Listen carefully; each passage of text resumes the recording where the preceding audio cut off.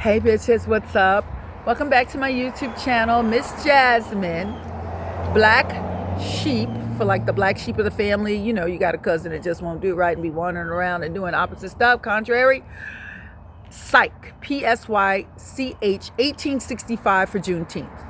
I just put it together like that. That's just what it is. Let me make sure my Bluetooth is off.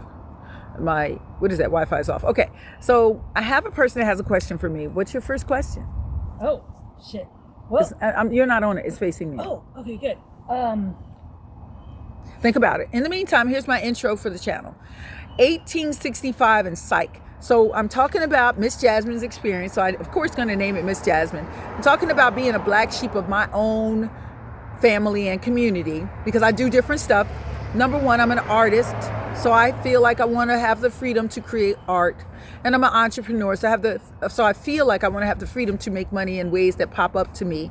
And you've heard the term starving artist. So I feel like I'm willing to starve for my art.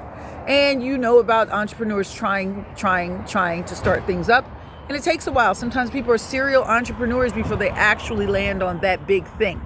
So those are two pieces of framework that you could look at when you see black sheeps of the family. The next part is Psych.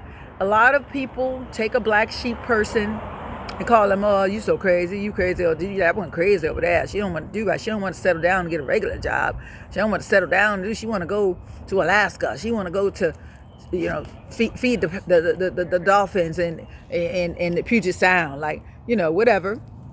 So then the Psych part that's the part I'm saying. A lot of black sheep get misinterpreted to be crazy when they're just different. I'm just different. And 1865 is because I'm black. And I want to root and clap back to the conversation and the narrative that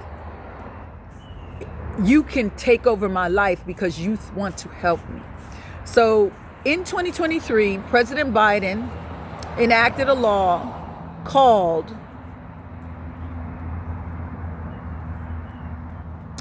Juneteenth. That's the name of the law.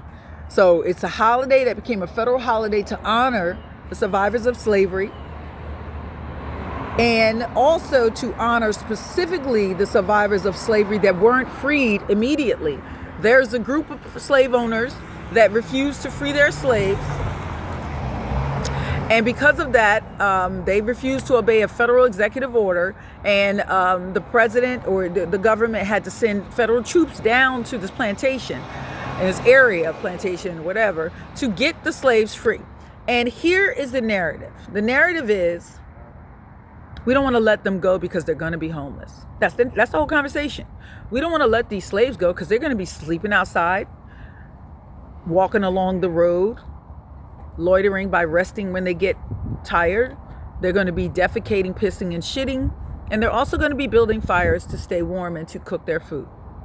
So I am looking to explain the framework of a black person. I care when people say to me, be careful out there, honey. And I tell them, don't tell me to be careful. Tell me to be free. The same thing you tell those people who left that plantation, that the federal military demanded, give us free. Don't give us safe. Don't give us free housing and free clothing and free food. That is slavery. I want freedom. I don't want your help. Let me stop there.